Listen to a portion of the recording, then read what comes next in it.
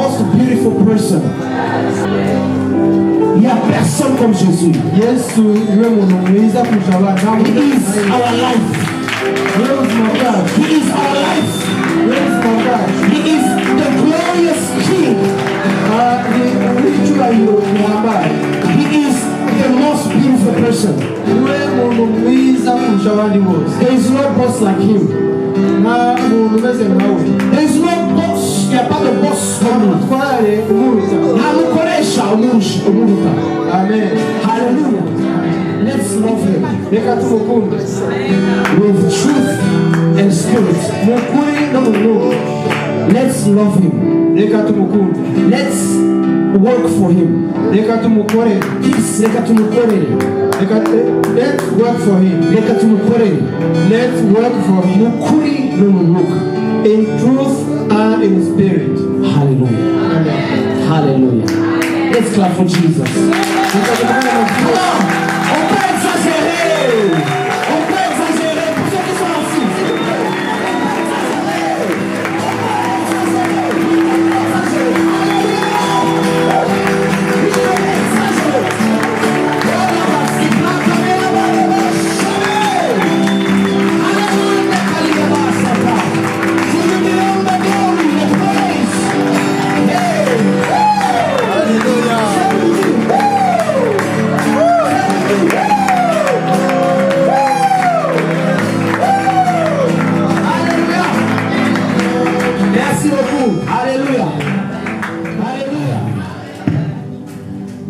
There is a sound in heaven. Il y a un son dans l'esprit. Hari ijwi. Yes. Riri mu ijuru. Mu kirere. Cyangwa mu mwuka mu kirere. And you have to pay attention. What kind of sound is it? Kandi ugomba kuryitondera kugira ngo umenye iryo jwi iryo ari ryo. You have to pay attention to the sound. Tugomba kuryitondera iryo jwi. There is a voice and a sound. There's a big difference between sound and voice. Il y a une différence entre le son et la voix. Mu Kinyarwanda biragoye kusobanura ko hari bita son ariko n'ijwi et la voix naryo n'ijwi mu Kinyarwanda And in the service like this, dans le service comme celui-ci, we have to pay attention to the sound. Hallelujah. Hallelujah. Amen. We have to pay attention to the sound. Before I can go through the scripture, allow me to acknowledge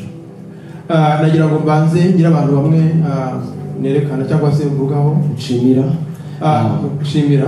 Before that, of course, I want to acknowledge Apostle. J'étais élevé, désolé. Amen.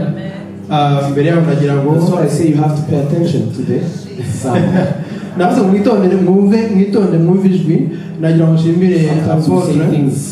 Right now, I am under the anointing. There are things that I can say without necessarily knowing it, but it's God speaking through me. Pay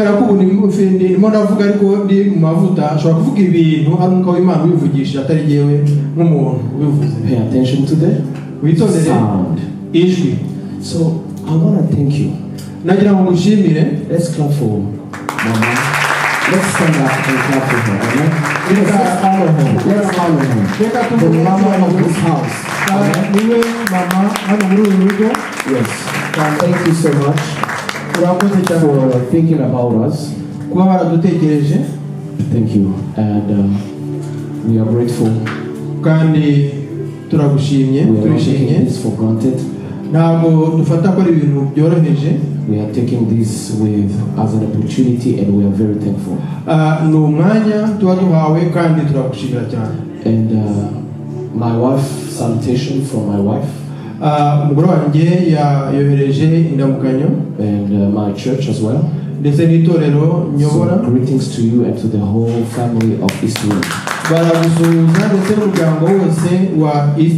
She could not be here. But if you see me, you see her. That's right.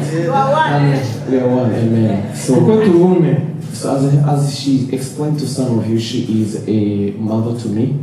nk'uko pastor yababwiye ni mama wanjye. She was a part the team that ordained me. Kandi yari umwe mu bari bagize ikipe yabahaye ubupasiteri. Yes, so we thank you so much for your love and support. Bityo turagushimira kubera urukundo rwawe ndetse n'inkunga yawe. And of course, I have to acknowledge some women and men of God in this place. Nagira ngo nanone nshimire abagabo n'abagore bakoze Imana connected with or I know. Arabonzi ushobora kuvuga starting from prophetess Melissa. Ihereye kuri prophetess. She's a sister to me. She's a sister to me. Ni mushiki wanjye. When I come to most of the time Montreal to preach, she's the one that invites me. Akenshi iyo hano Montreal nje kwigisha niwe wantumiye. So thank you, I love you so much. Urakoze cyane, ndagukunda cyane. And of course I want to acknowledge other men of God as well. Nagira ngo nanone Bishop Kamahat. Shimire Bishop Kamahat. Other men of God that I might not know. I may know the faces, but not necessarily the names. Ariko nabandi bakozi b'Imana nshobora kuba mbazi ku isura ariko ntazi amazina yanyu. Amen. So we will have time to connect and to know each other. Tunaza kubona umwanya wo kugira ngo tuganire kugira ngo tunamenyane kurushaho. Hallelujah. Amen. Praise God. Imana ihabwe icyubahiro. God is doing something new. Dieu est en train de faire de nouvelles choses. Imana irimo irakora ibintu bishyashya. À Ottawa, as the woman of God said, nk'uko umukozi w'Imana pastor yabivuze, I am part of the team which organized March for Jesus. Ni umwe mu bantu bakoresha urugendo bita March for Jesus. There were 5 of us turi batanu that organized that event. Nitwe dutegura urwo rugendo. And historically speaking, kandi ukurikije amateka yabyo, the last time it happened, ubwa nyuma byabaye, it was 23 years ago. Hashize imyaka 23. I want you to realize nagira ngo ubishyire mu mutwe ubyumve what God is doing. Icyo Imana irimo gukora. God is doing something new. Imana irimo irakora ikintu gishyashya. 23 years ago, hashize imyaka 23, that things happened. Some of you may not even born. Ibyo bibaye hari abantu bamwe batari bavuka icyo gihe. So those are 23 years ago. No kuvuga ngo imyaka 23 you are not born. Wewe wari utaravuka. So some of you, bamwe muri mwebwe. Then God, Imana, He's raising Africans. Irimo irazamura abanyafrika. We were Africans who were organizing it. Twebwe turi abanyafrika nitwe dukora icyo gikorwa. There's only one a Mexican guy who came. Hari umuntu umwe ukomoka muri Mexique. We wanted to look a little bit Canadian. Araza turifatanya twagira ngo mbese tugaragare koko turi abanyakanada ko turi abanyakanada. But it was African God was raising. Ariko Imana yarimo izamura abanyafrika. She said it. God chose some Western countries, people, missionaries, to bring the gospel in Africa.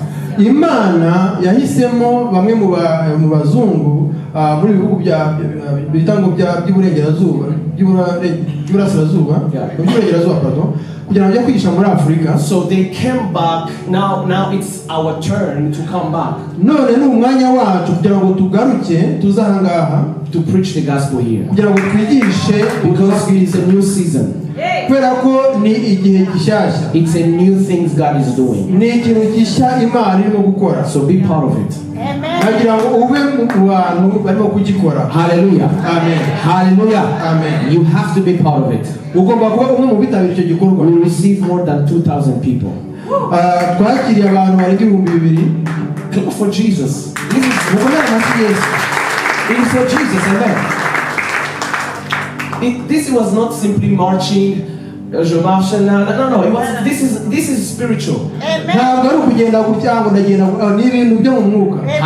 You know, gay parade. When they walking, they are claiming the cities. They are proclaiming something in the atmosphere.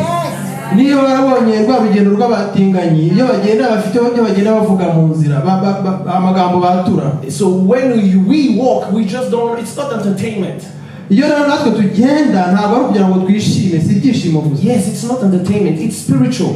ahubwo ni ibintu, ni igikorwa cyo mu mwuka. We had the night before, we had to get back to where we will pass through. We were praying in tongues the whole night. We will pray where we're gonna pass by.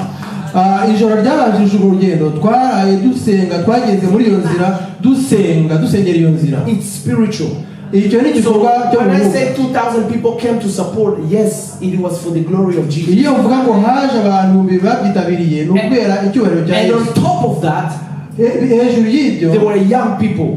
hari abantu b'urubyiruko. Yes, majority were young people. abenshi bari urubyiruko. And we went to the Parliament Hill. noneho tujya mu ngoro y'inteko ishinga amategeko. Parliament Hill, it's where every decision is taken. Do you know that? Everything that affects Canada, it's taken there. umusozi bita umusozi w'ishinga amategeko niho bafata ibyemezo byose. It's a strategic place. ni ahantu h'icyitegererezo cyangwa se ahantu hakomeye. And then we declare, we pray upon it. We declare the grace of God. We declare the blood of Jesus. We uprooted everything that the darkness has planted. We pray over it. noneho turahasengera dusenga twiyambaje amaraso ya Yesu Kristo, turandura ibintu byose byo mu mwuka byo mu mwijima byahashyizwe cyangwa byahakorewe. Hallelujah. Let's give one more time, clap for Jesus. Yes, that is something new is happening. And this is today the theme of this happy anniversary. Hallelujah. Easter, happy anniversary. Okay, so we're gonna read the scripture. As the house, les valeurs de cette maison se lèvent pour lire ensemble, on va les. Eka duhaguruke twahiriza ijambo ry'Imana, tugiye gusoma ijambo ry'Imana, niko hano tubigenza muri East Wind iyo tugiye gusoma ijambo ry'Imana. Alors, I'm gonna read in English. Arabisoma mu Cyongereza. The Bible says in Revelation 21 or 21 verse 5, it says, "Then he who sat on the throne said, Behold, I make things new. And he said to me, Write, for these words are true and faithful." Verse 6, "And he said to me, It is done. I am the Alpha and Omega, the beginning and the end. I will give of the fountain of water of life freely to him who thirsts." Ibyahishuwe 21 guhera ku murongo wa 5 kugera ku wa 6. Iyicara kuri ya ntebe iravuga iti, "Dore byose ndabihindura bishya." Kandi iti, "Andika kuko aya magambo ariyo kwizerwa n'ay'ukuri." Murongo wa 6, kandi iti, "Birarangiye. Nijye Alpha na Omega, itangiriro n'iherezo. Ufite inyota nzamuhera ubuntu kunywa ku isoko y'amazi y'ubugingo." Amen. Amen. Je vais le lire aussi en français parce que je vais plus parler en français. Ça dit, "Celui qui siège sur le trône déclara, je renouvelle ou je remets toutes choses à nouveau." Il ajouta, "Écris que ces paroles sont vraies et entièrement dignes de confiance." Puis il me dit, "C'est en fait, je suis l'alpha et l'oméga, le commencement et la fin. À celui qui a soif, je donnerai moi à boire gratuitement à la source d'où coule l'eau de la vie." Vous pouvez prendre place. Amen. So, il y a une grande différence. Ok, premièrement, nous pouvons voir, comme je peux le dire, que quelque chose de nouveau est en train d'être fait. Dieu est en train de faire de nouvelles choses. Alléluia. Maintenant, quand tu as dit, je suis en train de faire de nouvelles choses, iyo Imana ivuze ngo ndimo ndakora ibintu bishyashya, vous devez prêter attention à ce qu'il va faire. Mugomba kwitondera ikigiye gukora. Et vous devez prêter attention à ce qu'il commence à faire. Parce que comment il peut faire les choses, ça peut être différent de comment toi tu le fais ou tu t'as prêté à voir. Nous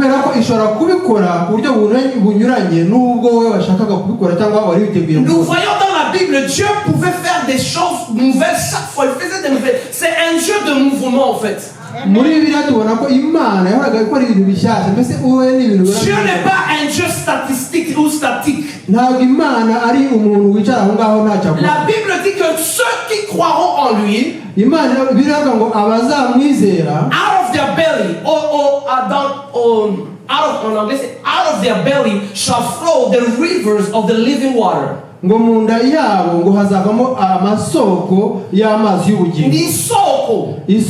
is the river. The river doesn't stay calm. River doesn't stay calm. The river always flows. River always what flows. So God is about to push your belly so that it can flow. Pour que ça puisse couler. Parce que quand ça coule pas, ça amène les microbes. On appelle ça étang. Exactement. C'est l'étang, ce n'est plus une rivière. Mais la rivière, elle donne la vie. Alléluia. Mais il dit, mais c'est lui qui a soif. C'est celui qui doit venir et boire. Le secret, ce n'est pas tout le monde qui vient. Ce n'est pas tout le monde qui est à l'église. Ce n'est pas tout le monde qui sert. Ce n'est pas tout le monde qui chante. Ce n'est pas tout le monde qui prêche. Ce n'est pas tout le monde. C'est celui qui a soif. C'est celui qui a soif. Et s'il n'a pas soif de la notoriété, il n'a pas soif de l'argent, il n'a pas soif d'être connu, il a soif de Jésus-Christ de Nazareth, il a soif de l'intimité avec le Saint-Esprit, il a soif de communier avec le Saint-Esprit, il a soif de voir la gloire de Dieu se manifester, il a soif de voir la gloire de Dieu être répandue, il a soif de voir les gens être délivrés, il a soif de voir les mariages être restaurés, il a soif de voir la gloire de Dieu ou the kingdom of God be manifested. Est-ce que tu as soif? Est-ce qu'il y a la soif? Parce qu'il vient de dire que celui qui a la soif, c'est celui qui doit venir. Quand tu n'as plus soif, ça c'est déjà un problème. Quand tu n'as plus soif, il y a ce qu'on appelle la religion. L'esprit de religion. Il y a quelque chose qui fait qui arrête le mouvement de Dieu. Il y a quelque chose qui arrête cette soif. C'est l'esprit de religion. I hate this spirit. Je déteste cet esprit. Because cet esprit, il vient et c'est lui qui vient, il attrape l'église comme ça. L'esprit de religion est actif dans les églises. Et cet esprit, certains d'entre vous vont être délivrés au nom de Jésus. Amen. Dis amen si tu le crois. Amen. La religion, c'est la seule des choses qui tue le mouvement de Dieu. Qu'est-ce que c'est que la religion? Qu'est-ce que c'est que la religion? La religion, c'est faire les activités de Dieu, sans l'esprit de Dieu. Tu fais les activités de Dieu, tu chantes à l'église, tu prêches, tu fais le protocole, mais sans l'esprit de Dieu. Mais tu fais les choses de Dieu, mais tu n'es pas dans l'esprit de Dieu. Et malheureusement, beaucoup sont entrepris dans ces Parce que cet esprit, ce qu'il fait, il te rend aveugle. Ça, c'est la première des choses. Il te rend quoi? Aveugle.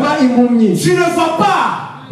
C'est ce que Jésus a dit à l'église. Il a dit, ce que j'ai craint, c'est que tu ne vois même pas que tu es nu. Et c'est ça le problème avec maintenant certaines de nos églises. Et l'esprit de Dieu veut enlever d'abord cet esprit. Parce que quand Dieu veut faire des nouvelles choses, il veut d'abord He wants first of all to show you who you are. Que tu puisses regarder ta face, que tu puisses te regarder et dire, oh, je crois que ça ne va pas. Tu dois réaliser ton état. Et je prie que Dieu ouvre les yeux, que tu vois ton état. Que tu vois l'état de ta vie spirituelle. Pour les pasteurs, nous. Pour les chantres, vous. Pour ceux qui prêchent. Pour ceux qui aiment Dieu. Que tu sois grand ou petit ou jeune. Que Dieu révèle ton identité. Jésus-Christ, quand il est venu sur terre, ça faisait 400 ans. La Bible nous dit entre Malachie and also Matthieu, donc entre Malachie et Matthieu, donc l'Ancien Testament et le Nouveau Testament, il y a une différence de 400 ans. 400 ans. La Bible dit que Dieu était quoi? Silencieux, la voix de Dieu. C'est pour ça qu'il faut entendre la voix et le son de Dieu. Parce que là, tu vas non nécessairement être aveuglé, mais tu auras la direction de Dieu, les directives de Dieu, les nouvelles choses de Dieu. So, entre ces 400 ans, la Bible dit Dieu était silencieux. Et c'est pas parce qu'il n'avait rien à dire, mais il voulait les préparer pour qu'ils puissent recevoir la nouvelle chose. Parce qu'avant que Dieu fasse la nouvelle, il se prépare. Mais le problème, c'est que quand Dieu dit je veux faire la nouvelle chose, toi tu t'apprêtes et tu vas devant lui. Avant que lui-même il dise quelque chose, avant qu'il fasse la nouvelle chose, tu attends dans la présence de Dieu. You tarry in the presence of God. You wait upon his voices. Tu attends. Le problème maintenant, quand nous lisons Matthieu, nous voyons déjà des religions qui sont en train d'opérer. Jésus vient, mais il voit maintenant, il y a déjà la religion qui est en train d'opérer. Nous voyons les pharisiens, nous voyons les sadducéens, et nous voyons même certains autres groupes, mais ces deux-là, c'est ceux qui étaient les plus connus. Et si vous voulez savoir d'où est-ce que sont survenus, c'est parce que c'était des hommes qui voulaient servir Dieu. Ils ont utilisé la Bible, mais sans l'Esprit de Dieu. Et activité sans l'Esprit de Dieu. Activité sans l'Esprit de Dieu. C'est ça que le problème il est arrivé. C'est pour ça que Jésus-Christ dit aux pharisiens, vous, you search the scripture, vous cherchez les Écritures, sans savoir que ces Écritures parlent de moi. Parce que les Écritures témoignent de Jésus. Amen. L'Esprit de Dieu, il vient témoigner de Jésus. Mais ils connaissaient la parole, mais ils ne connaissaient pas la parole même. ariko ntabwo bari bazi ijambo Ils nyirizina, connaissaient le logos. bari bazi ijambo, Mais ils ne savaient pas la parole révélée. ariko ntabwo bari bazi Parce que la parole révélée vient de cet esprit. kubera ko ijambo rihishuwe riva ku mwuka C'est wera. l'esprit de Dieu qui révèle la parole de Dieu. Umwuka w'Imana niwe Mais uhishurira le kugira. problème maintenant survient quand nous voulons servir Dieu Ikibazo rero ni iki ngiki, icyo dushaka gukora sans Imana l'esprit de Dieu. nta mwuka w'Imana dufite, Sans l'esprit de Dieu. nta mwuka w'Imana dufite. Et la Bible me dit Bibiliya ikambwira que le problème quand il est arrivé, quand cela s'est révélé, ngo ibyo bimaze kugaragazwa, c'est pour cela que Jésus maintenant a commencé à les réprimander. nibwo Yesu yatangiye kubatonganya. Et tout ce qui peut arrêter la nouvelle chose que Dieu veut faire, Ikintu cyose cyashaka guhagarika c'est l'esprit de religion. ni umwuka w'idini. L'esprit de religion, Umwuka w'idini c'est la seule chose qui peut arrêter le mouvement de Dieu. niwo wonyine ushobora guhagarika iby'Imana irimo gushaka. C'était les pharisiens qui arrêtaient cela. Ni abafarisayo bahagarikaga uwo murimo. L'esprit de Dieu, je vous le dis, Umwuka w'Imana, quand Dieu est en action, iyo Imana iri ils mu ne kazi, pouvaient pas le voir que c'était l'esprit de Dieu. ntabwo babibonaga yuko ari umwuka w'Imana urimo gukora. Même Paul lui-même, il le dit, qu'il persécutait l'église. Non. Il aimait Dieu. Na Pawulo ubwe arabivuga. Paul, il disait, il est allé au séminaire parce qu'il aimait Dieu. Il ne dit pas qu'il n'aimait pas Dieu. Il servait, il avait donné sa vie à Dieu. En tant qu'il est même allé vers les institutions plus chères pour apprendre les choses de Dieu. Il était Yari sérieux. yarize yobokamana mu mashuri akomeye cyane mu maseminari, ariko yakundaga Imana cyane, ntabwo ari uko atakundaga Imana. Travailler pour son Dieu. Il travaillait en croyant que c'était pour le même Dieu. Mais il était tout simplement aveuglé avec cet esprit-là. Yari azi yuko arimo gukorera Imana, ariko yari yarahumye kuko yari afite uwo mwuka w'idini. Ça, c'est la barrière qui peut bloquer quand Dieu veut agir. Icyo nicyo kintu gitambama iyo ushaka. Mais aujourd'hui, on va être délivré au nom de Jésus. Alléluia. Alléluia. Alléluia. C'est la parole qui amène la révélation. Ijambo ryo rizana guhishurirwa. Et la parole de Dieu qui amène la révélation. Ijambo ry'Imana ryo rizana guhishurirwa. Et quand je regarde très bien l'histoire de comment ça s'est passé, Iyo mbirebye neza uko byakurikiranye mu mateka, Jésus voulait les délivrer.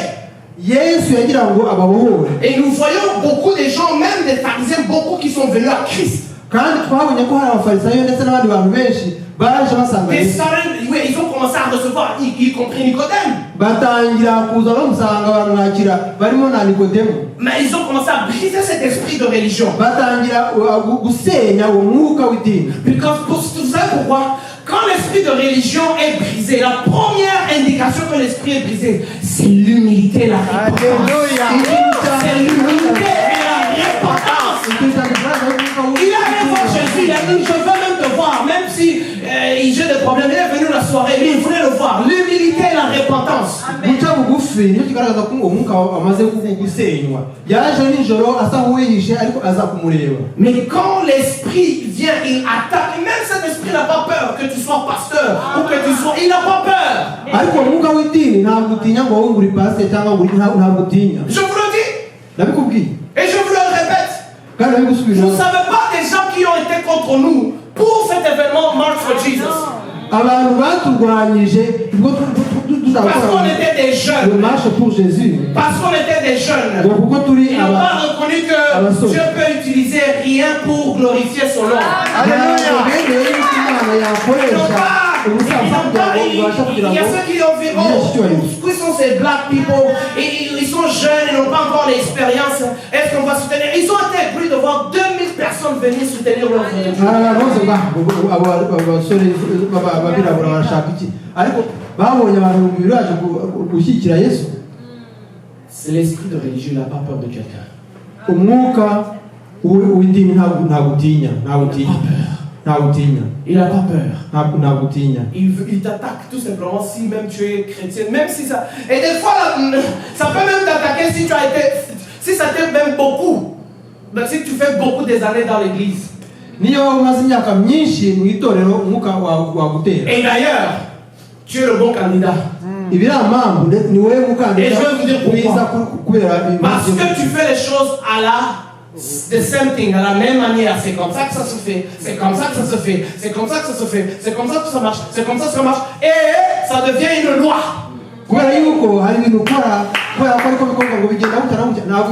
Tu bloques le Saint-Esprit, mon frère ou ma soeur. Tu bloques le Saint-Esprit. Quand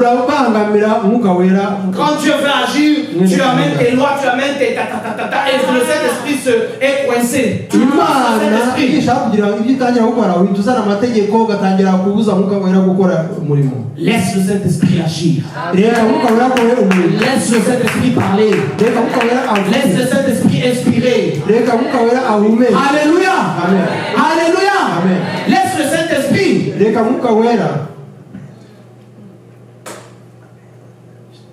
Récemment, à notre église, we had some fasting and prayers.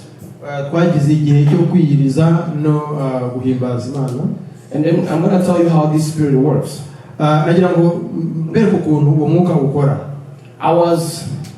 We were praying. We will do 3 months of fasting and prayer, and then we will wake up in the night to pray. On se réveille dans la soirée pour prier à minuit jusqu'à 1h.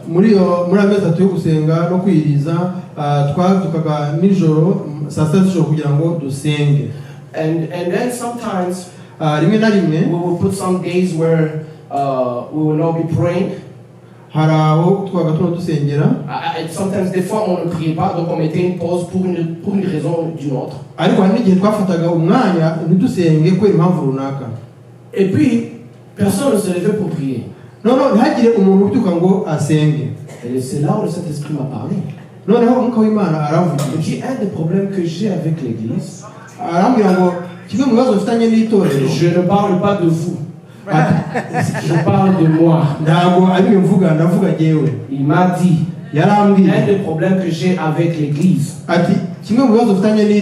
c'est qu'ils sont attachés aux activités de l'église, mais ils ne sont pas réellement attachés à moi. Quand il y a les activités de l'église, étude biblique, tu es là. Prière pour l'église, tu es là. Mais tu ne prends jamais ta propre temps pour prier. Toi, alléluia. Toi. Tu ne même lire la Bible. Toi, tu ne pries pas, mais tu pries pour l'église, tu pries, tu viens. Ça, c'est la religion pure et simple. Elle est pure religion. Je dis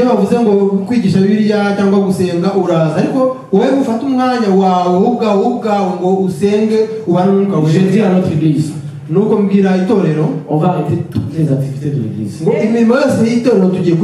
Excepté dimanche. On a arrêté. Excepté études bibliques et aussi. Mais les autres activités, on va prier, on a arrêté. Mais je les ai donné un challenge. Je veux que vous puissiez prendre le temps de prière personnelle avec Dieu. Minimum 1 heure par jour. Parce que c'est ce que la Bible nous dit. Pierre et Jésus prenaient les disciples avant prier. Et il est arrivé à un certain moment, il les laissait là-bas, il allait aussi seul. On ne voit jamais où Jésus prie avec les disciples. Non. C'est pas que c'est mauvais. Mais il y a la meilleure des choses. Alléluia. Où Dieu communique directement. Où Dieu communique les inspirations. Où Dieu communique. Il y a des choses que le pasteur ne peut pas te donner. Il y a des choses que, même s'il peut prier avec toi, mais il y a un endroit que tu arrives où simplement c'est entre toi et Dieu.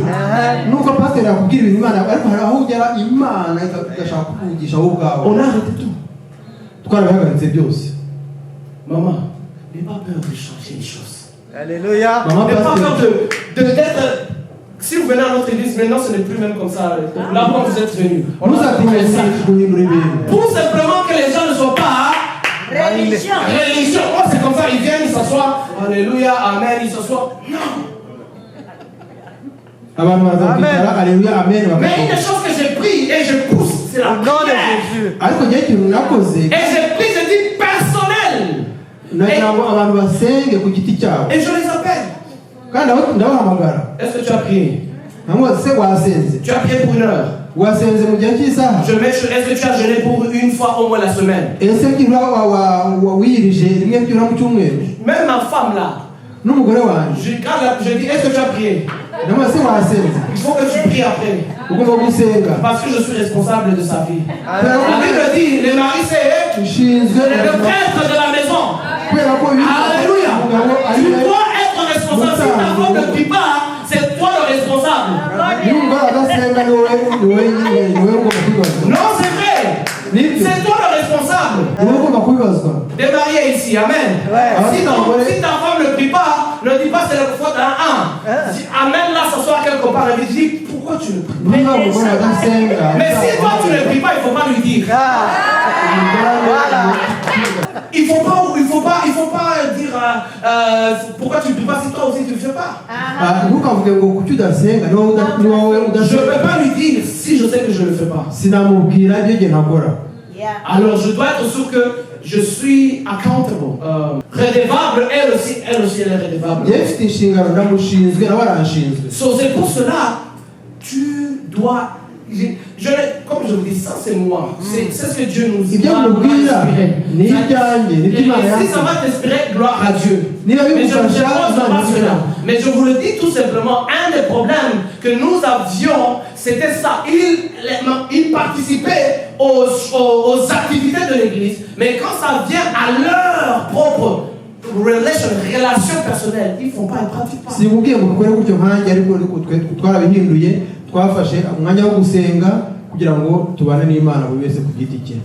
Jusqu'à ce que le Seigneur nous revienne et nous dise maintenant vas-y. Mais quand on se rencontre, le feu. Power. Quand on se rencontre, on n'a pas besoin de commencer à dire on va là, on va se purifier, on va là. Non, on vient, on commence. C'est un changement radical et bien.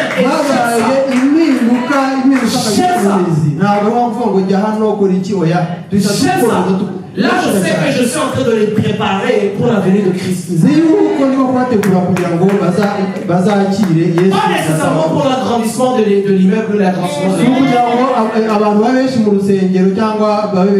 mais pour leur propre établissement et fondation. Alléluia. Et je peux vous dire ceci. Je vais vous dire ceci, et ça va nous choquer ou ça va vous choquer. Avant que Dieu enlève ou fait quelque chose de nouveau, vous avez donné même un bon exemple. Quand tu vas faire downloader un nouveau fichier ou software, quand tu fais la mise à jour, le téléphone, ce qu'il fait, même si tu ne le vois pas, il enlève les anciens et il remet le nouveau. Iyo hari gahunda programme nshyashya igiye kuza muri telefone yawe nk'urugero, telefone irabanza ikavanamo ibyari bihari ikabisiba igashyiramo ibishaka, il remplace. Et Dieu aussi, pour cela, il doit enlever ce qu'on appelle stronghold, les choses que tu as habitué, les choses que ça marchait. Et c'est facile de chasser un démon, mais c'est trop dur de chasser stronghold. Comment les forteresses. Imana irabanzavanamo ibihome kugira ngo ibone kubaka ibintu bishyashya, kuko biroroshye kwirukana imyuka mibi, ariko kuvanamo igihome biragoye cyane. Les forteresses ne sont pas des démons. Ce sont des habitudes, des choses que tu as grandi à travers, faisant, agir, et ça a été comme ça. Et ça, c'est dur à enlever.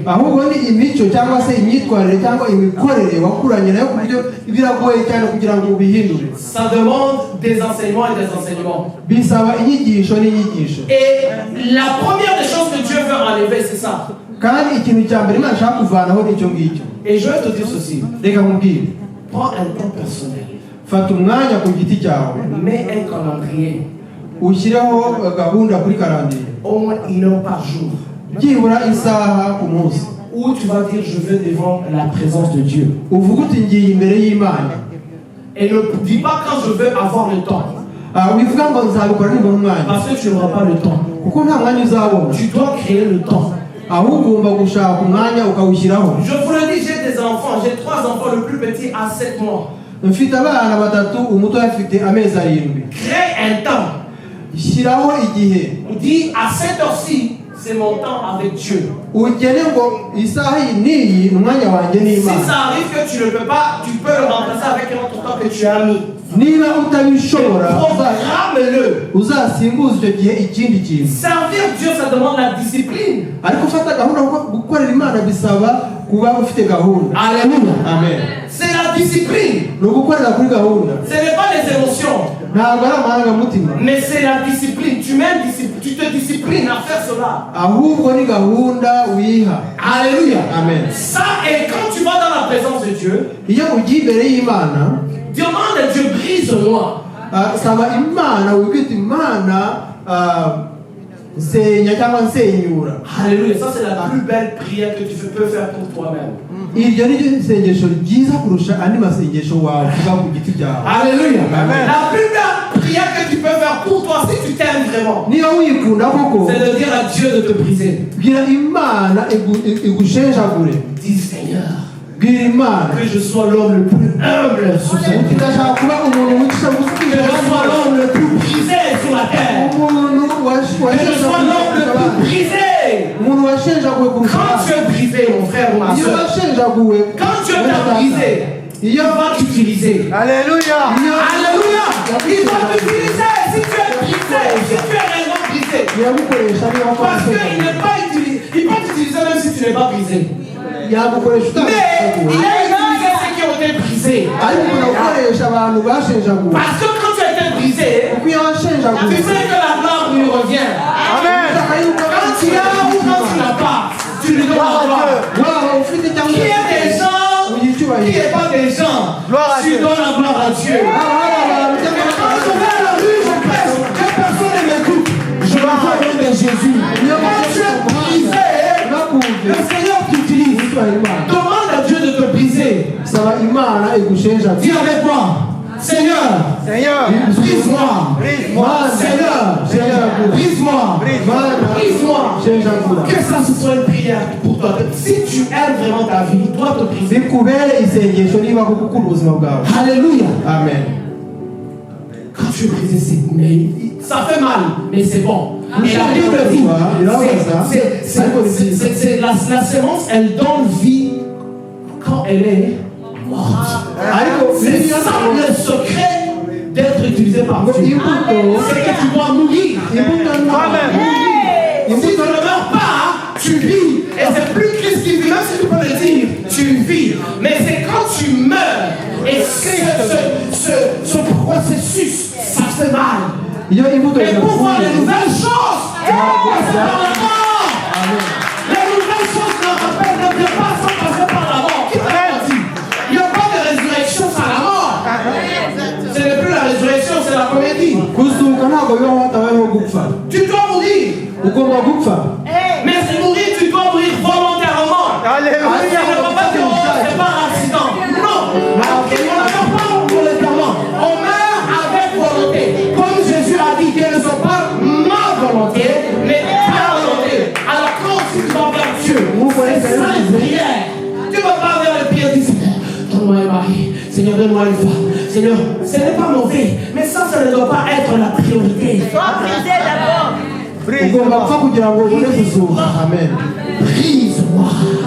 Shenjagura. Brise-moi. Brise-moi. Amen. Alléluia. Amen. Et c'est inconfortable. Ça, ntabwo c'est avant. ntabwo byoroshye. Avant que Dieu fait de nouvelles choses, il doit avoir la préparation. Et cette préparation, c'est que tu dois être brisé. Et le Mbere yuko brisement, Imana ikora ibintu bishyashya ugomba ça se gutegura, fait dans la prière. kandi gutegura harimo gushenjagurwa no gushenjagurwa ni mu masengesho. Homme, femme de Dieu. Aimons, retournons. Bene data, umukozi w'Imana, Retournons à la prière. reka dusubire mu masengesho. Retournons à la prière. Reka dusubire ku isengesho. Arrêtons de servir Dieu sans avoir passé le temps dans la prière. tureke gukorera Imana tutagiye mu masengesho. Les centres, où êtes-vous? Arrêtez de chanter sans avoir passé. Pourquoi? Parce que c'est par l'esprit que nous servons le reka Dieu. kuririmba utasenze kuko umwuka niwo Ce uduhesha. n'est pas les talents. Dieu n'utilise pas les talents. ntabwo Imana C'est ikoresha pas impano. l'esprit. It is not by might. Ce n'est pas par la ntabwo ari puissance. kubera imbaraga C'est zawe, par mon esprit. ni ukubera umwuka wanjye niko Imana ivuga. Si Jésus a prié, Niba Yesu yarasenga, si Jésus pouvait prier, qui suis-je pour ne niba pas Yesu prier? yarasengaga njyewe ndi Si Jésus pouvait passer des nuits dans la prière, niba Yesu yaramaraga qui amajoro es-tu pour ne pas prier? asenga, kuki wowe urinde kuki Développe la prière. La prière. gira La prière. akamenyero ko gusenga, Développe ça. Cultive akamenyero ko la gusenga, prière. akamenyero ko La gusenga. prière. Amen. Akamenyero ko gusenga. Toi là. Toi, c'est pas toi. Oui. Dieu t'appelle pour prier. Il y Amen. a un esprit de prière sur toi. Et tu dois, Imana ashaka yo tu gusenga. dois prier. Non, parce Ariko que Imana uri kubaho ugomba gusenga. c'est comme, laisse-moi vous dire, c'est au moment où tu es dans la prière et dans la présence de Dieu que Dieu va maintenant révéler les nouvelles choses. Pourquoi? Parce qu'il y a une grande différence quand Dieu dit je veux faire de nouvelles choses et aussi savoir comment ces nouvelles choses vont se réaliser. Je ne sais pas si vous voyez. Iyo uri imbere y'Imana usenga nibwo Imana ikwereka ibintu bishyashya igiye gukora. Il y a une grande. Les gens savent, oh Dieu va faire de nouvelles choses. Il est. Amen. Abantu b'Imana mugiye gukora ibintu bishyashya kandi Imana ifite hejuru. C'est quoi Dieu va faire? Ni iki Imana igiye gukora? C'est quoi? Ni iki? C'est quoi? Ni iki? Dieu va faire de nouvelles choses. Amen. Imana igiye gukora ibintu bishyashya Ok, ukabyina qu'est-ce qu'il amen. va faire? Ni iki igiye gukora mbwira? Amen. Kimbwira. Parce que quand il va faire de nouvelles choses, c'est vrai, il va faire de nouvelles choses dans ta vie, dans le ministère, dans l'église, tout. Ok, ma question, c'est quoi maintenant il va faire? Nibyo igiye gukora ibintu bishyashya mu buzima On bwawe, est excité de savoir ce que Dieu va faire. Ariko Mais on n'est pas Dieu prêt va- pour payer le prix, pour savoir comment il va le faire, quand il va le faire, où il va le faire, parce que tout cela est dans les nouvelles choses. ntabwo tugenewe tugeze kugira ngo Imana ikore ibyo Tu igomba peux gukora. être excité, mais si tu ne sais pas où ça va être fait, Niba utazi aho Comment ça va être fait? igihe bizakorerwa, comment même ça va être fait, où ça va uko se réaliser. bizakorwa, Mais tout cela s'inscrit dans la prière. ibyo byose ubivana mu S'il masengesho. vous plaît. Ndabizi, reka dusenge. N'attends pas le pasteur, n'attends pas ton ami pour prier. Non. Cyangwa inshuti yawe dusenge, Retourne à la prière. ahubwo jya usenga buri gihe. Le ciel là que vous ne voyez pas, mais c'est rempli de tout genre de démons qui sont contre vous, qui viennent attaquer vos familles, qui viennent attaquer vos maris, vos femmes, vos enfants. Tout cela, c'est contre vous. Mais si tu ne pries pas, ça va Iki te gicu dévorer. ubona hejuru ariko utabona neza, kirimo amadayimoni menshi cyane ari hano kugira ngo aze gutera ibitero kuri wowe no ku muryango wawe no ku bana bawe kugira ngo asenye ubuzima bwawe. Nudasenga ibyo bizakubaho. Et pendant Mu gihe que Dieu est en train de faire une nouvelle chose, Imana irimo gukora ikintu gishyashya, il y a des choses qu'il va faire. hari ibintu izakora.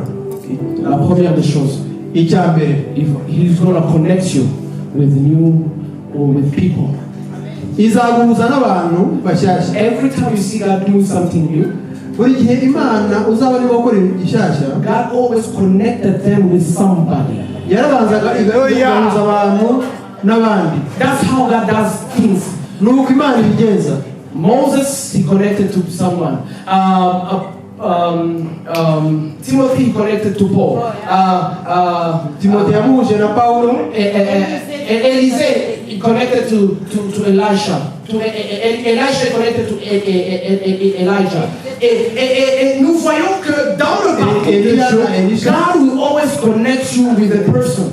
Imana iguhuza n'umuntu kugira ngo ikore ikintu. And that's why you need to be sensitive to know who God has Niyo sent mpamvu you. ugomba kubyitondera kugira ngo umenye ngo ninde muntu Imana yagutumyeho. Because that connection, si tu le rates, tu ne vas plus le retrouver facilement. Alléluia. Kubera yuko nutabasha guhura n'uwo muntu ntabwo uzagera ku byo Imana ashaka gukora. When the devil wants to, quand le diable veut t'épargner de la présence, parfois des gens qui vont tout simplement t'éloigner de Dieu. Iyo Satani ashaka kugira ngo akuvane mu muhamagaro wawe, akohereza abantu bazakujyana muri Même muhamagaro Dieu, wawe.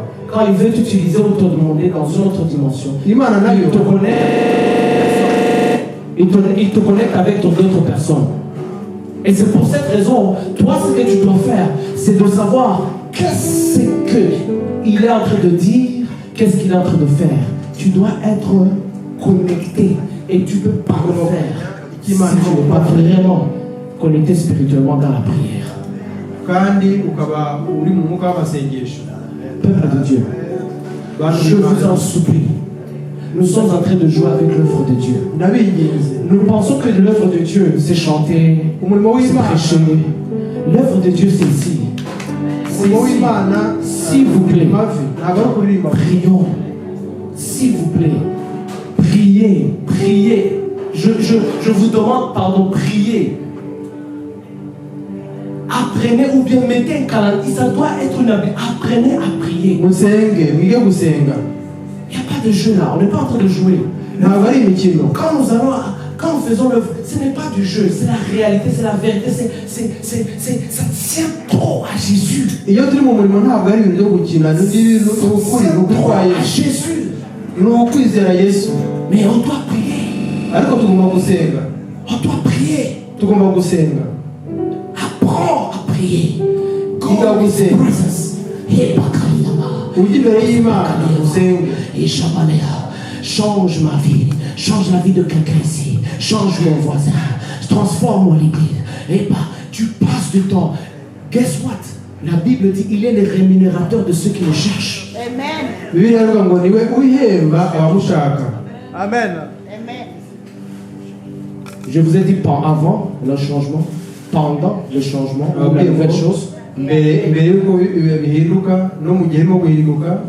Pendant qu'il est en train de faire, il va te donner un new assignment. La vision ne change pas. The assignment changes. La mission change. Pas la vision. La vision ne change pas, la mission, elle change. La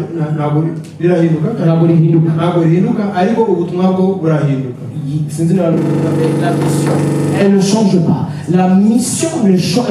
Désolé, la mission, elle peut changer. The assignment can change. And that's why, quand tu es en train de faire une nouvelle chose, au monument, merci, au monument. C'est pour ça que quand le temps vient pour que les choses soient faites, on doit aussi entrer encore dans la présence de Dieu, entendre c'est quoi les nouvelles instructions, les nouvelles stratégies, les nouvelles, tout ça c'est la mission, parce que ça change. Amen.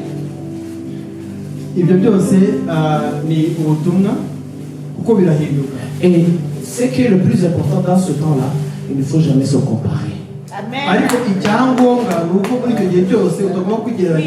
Parce que si Dieu maintenant te dit, maman, pasteur, je t'appelle pour faire, tu vas faire ceci. Toi, le problème, ce qui peut arriver, c'est que tu vas commencer à dire, ah, mais les autres ne font pas ça. Et les autres églises viennent de commencer, ils font ça. Quand tu es comme ça, là, le Seigneur va être bloqué. Sois unique, tel que le Seigneur t'appelle, ne te compare pas. Dieu m'a délivré de ça. Amen. Je ne me compare pas. Amen. Je ne me compare pas. Et ne me compare pas de moi aussi. Ne te compare pas de moi.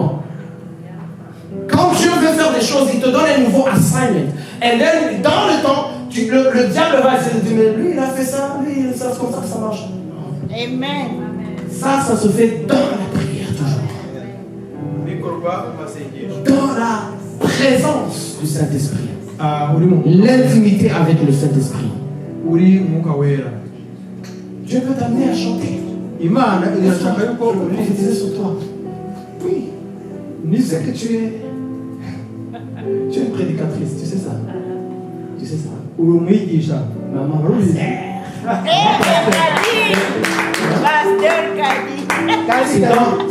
c'est dans l'intimité.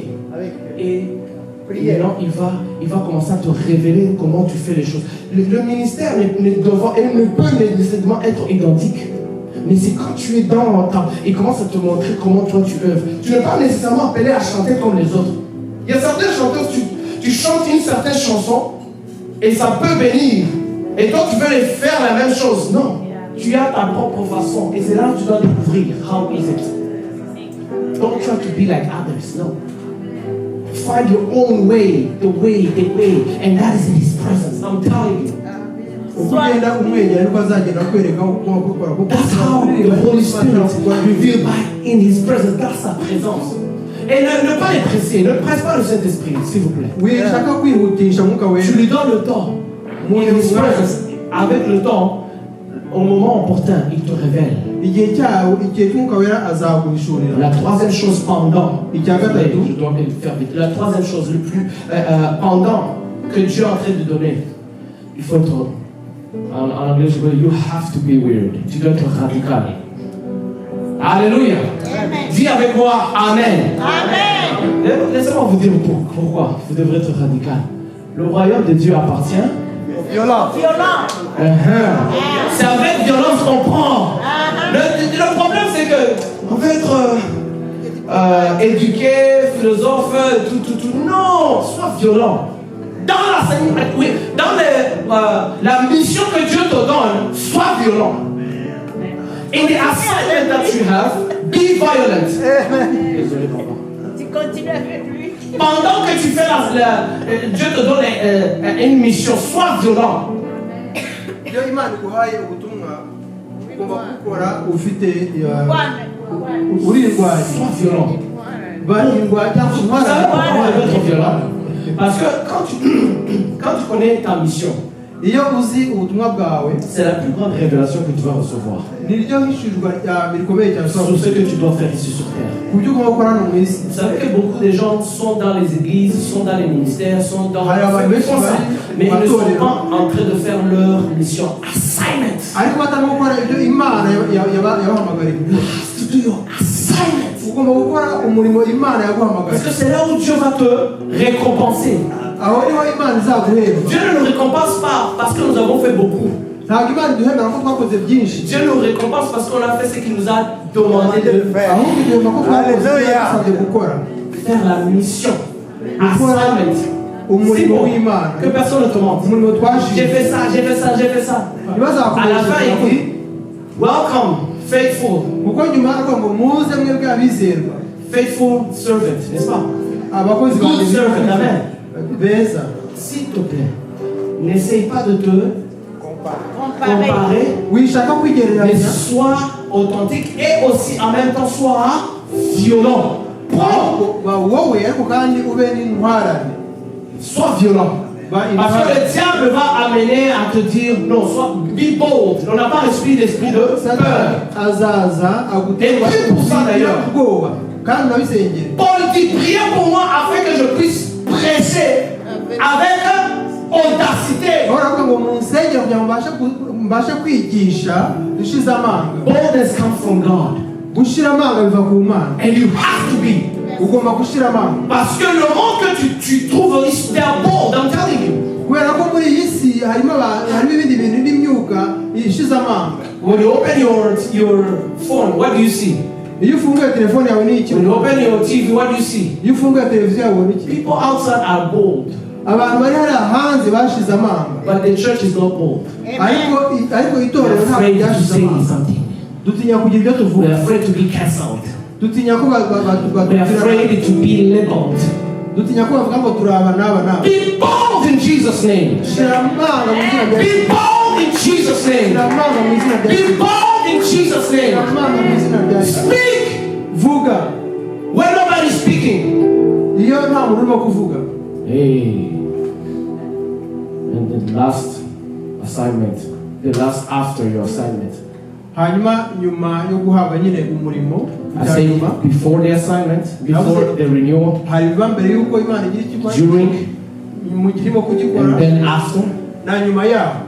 This is what you need to know. Dore icyo ugomba kumenya rero. You know, the devil is not stealing. The enemy, Ntabwo Satani agira ikinyabupfura. yes, thank you. So he knows the best time to attack. Kandi azi igihe cyiza cyo kugira ngo agutere. He knows when you're being encountered. Azi neza igihe agomba kuza, Igihe wasuwe, igihe Imana yakugendereye. igihe Imana yagusura. He knows. Arabizi. He can see it. Arabibona. He can sense it. Abasha kubyumva muri Something we. has been done in you. Akabona ko hari ikintu Imana yagukoze. Do you know what we need to do? Uzi icyo dukwiye gukora? Watch and pray. Ngo mube maso kandi musenge. Not only pray, si ugusenga gusa but also watch ariko no kuba maso and pray. kuba maso no gusenga. Sometimes we can do the praying, Hari but igihe we don't dusenga watch. ariko tutari maso. The watch involves discernment. kuba maso harimo gushishoza, Where now you have to be, is it coming from God? ukavuga ngo ese ibi bivuye ku mana, Is it coming from the enemy? ese bivuye ku mwanzi, Is it coming from my emotions? ese bivuye ku mbango, Is it coming from, does it make sense what I'm talking about? You have to discern. Watch and pray. gushishoza. Because the enemy will come and sow kuba maso no tares. gusenga. Il va la mauvaise herbe. azaza ashyire imbuto mbi mu Let's pray. Let's stand zawe. up. Amen. Let's pray. Reka dusenge And then we're gonna. hanyuma turaba dushoboje.